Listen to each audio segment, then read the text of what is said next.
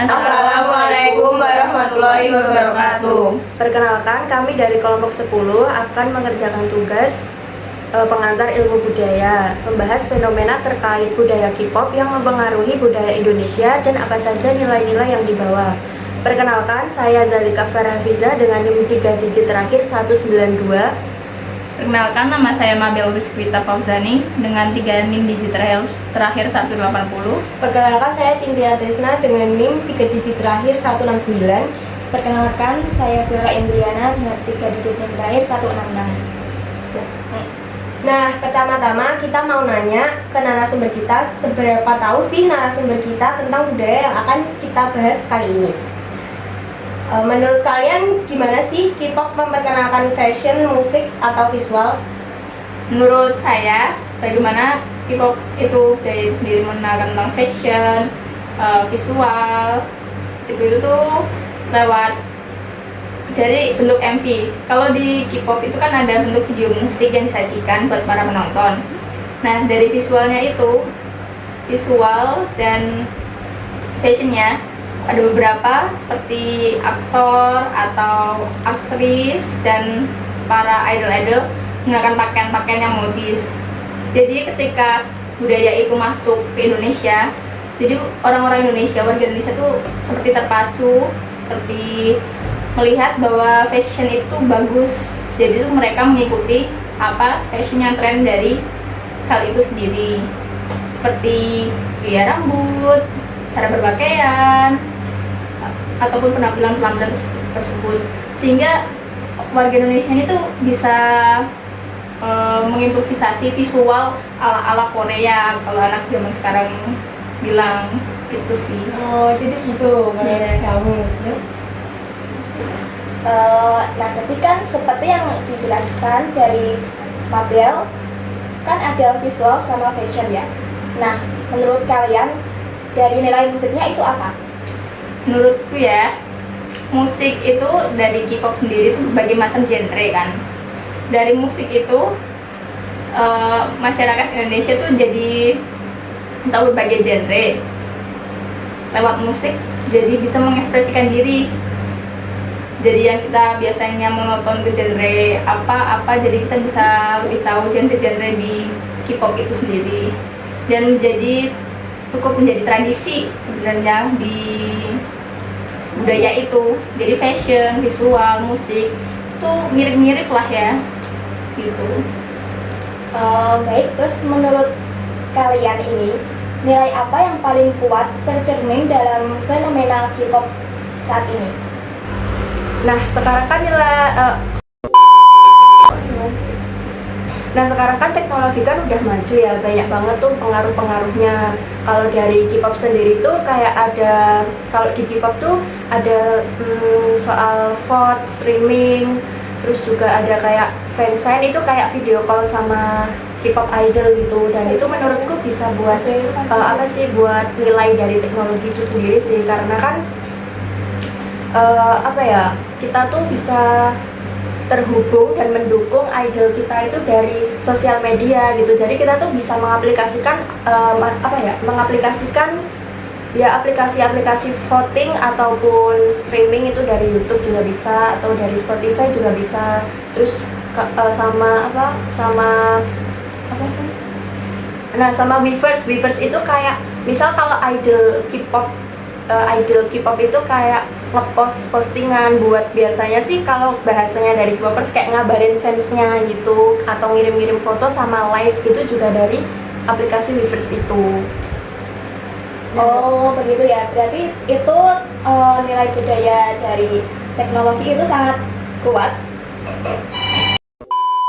Seperti itu. Menurut kalian itu teknologi sangat kuat karena penting dalam menyebarkan nilai budaya ya. Nah, ngomong-ngomong nih, kalian ini nge-stand grup apa ya dalam K-pop itu? Kalau aku sih Hypen sama BTS ya, tapi kalau untuk saat ini aku lagi suka Hypen gitu. Dan bias aku ada Hiseng sama Jack namanya guys. Kalau kalian nggak tahu, searching aja di Google, oke? Ini dia. Ini Hiseng, kalau Jack belum ada sih fotonya. Kalau aku sendiri sih Seventeen ya, mostly Seventeen. Dan bias aku sih Joshua sama Mingyu, but mostly Mingyu. Coba dong spill lagu favorit kalian. Jadi favorit kalian tuh apa? Karena kan aku nggak terlalu suka, maksudnya nggak terlalu ngikutin K-pop gitu. Lagu yang aku suka, yang favorit aku kalau dari ENHYPEN itu ada Shout Out. Kamu harus dengerin ya, karena menurutku itu lagunya masih ada bahasa Inggrisnya, jadi masih oke kalau didengerin sama non K-pop. Itu juga sempet trending di mana di TikTok sama CapCut kayak gitu-gitu buat buat video template gitu. Terus Nyanyiin. Nyanyiin sekilas. Sekilas sedikit aja. Kalau aku sendiri sih ada dari Seventeen ya. Ini tuh lagunya cukup playful, cheerful. Tuh ada Love, Money, and Fame. Not mostly cheerful, but this is about love. Kayak lebih ke cinta gitu. Penggalnya tuh gini.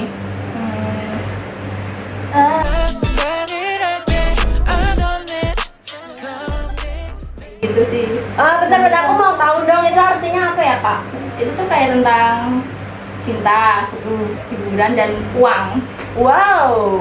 Kayak tiga-tiga itu balance. Dan itu yang kita butuhin sekarang nggak sih? Oh, Uang, yeah. cinta, dan hiburan. Karena kita kan pemuda-pemuda stres gitu ya guys ya. Oh, Terus ada lagi judulnya tuh Idu Hulu. What? I don't understand but I love you lah. Dia tentang kayak nggak tahu, taunya aku cinta kamu.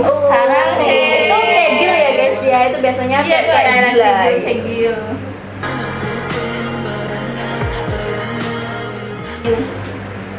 Gitu sih.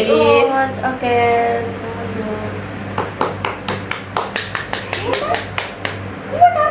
terus kan sikap konsumtif juga sering dikaitkan dengan fans K-pop ya. Terus Ya. apa pendapat kalian tentang ini? Setuju aja sih kalau soal sikap konsumtif ya, karena mungkin udah banyak sih non K-pop itu kayak sering nyinggung kalau K-popers itu orangnya tuh boros gitu, karena kan terlalu maksudnya kayak membeli barang-barang nggak bermanfaat gitu. Kayak misalkan ada photocard itu yang kayak gini, dan ini kan ada apa Album ini kayak perintilan. bukan apa Tempat placeholder. nah itu ya itulah pokoknya. Terus ada juga kayak album ya, terutama tuh album, biasanya orang-orang non K-pop tuh kenalnya album gitu. Ya ada album lah, itu kan soalnya harganya ya lumayan sih, dan orang-orang tuh selalu bilang apa sih itu kayak nggak jelas, nggak bermanfaat gitu, cuma kertas gitu ya. Tapi mereka tuh nggak tahu kalau itu tuh berharga bagi K-popers gitu. Terus juga kayak nonton konser itu kayak dibilang boros dan apa ya? Pemborosan gitulah ya. Pemborosan, karena kan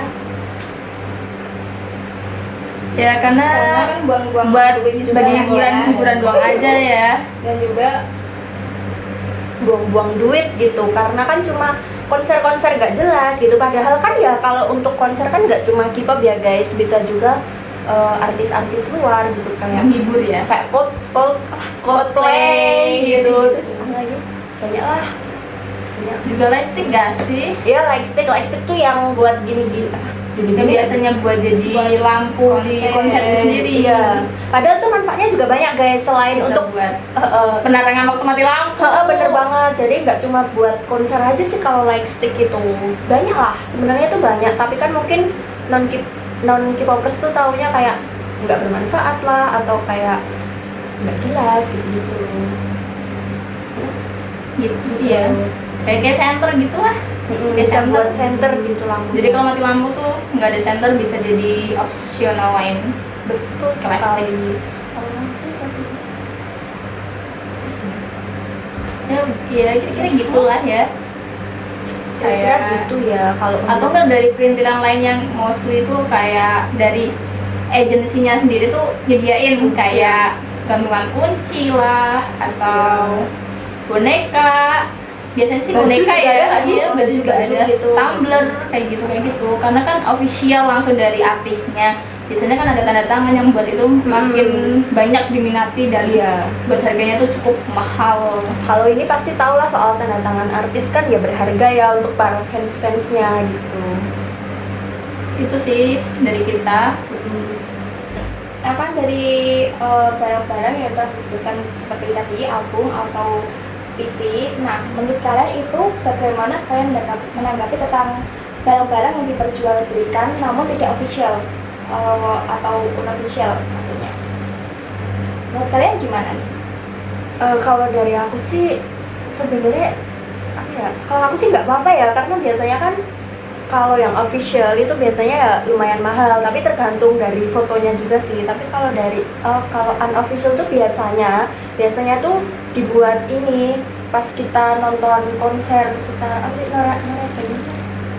nonton konser bareng-bareng gitu loh, kayak misalkan kalau fansnya dari ENHYPEN gitu kan namanya Engine, jadi kayak para Engine ini tuh kayak nonton konser bareng di salah satu hotel gitu misal. Nah mereka ini bisa berbagi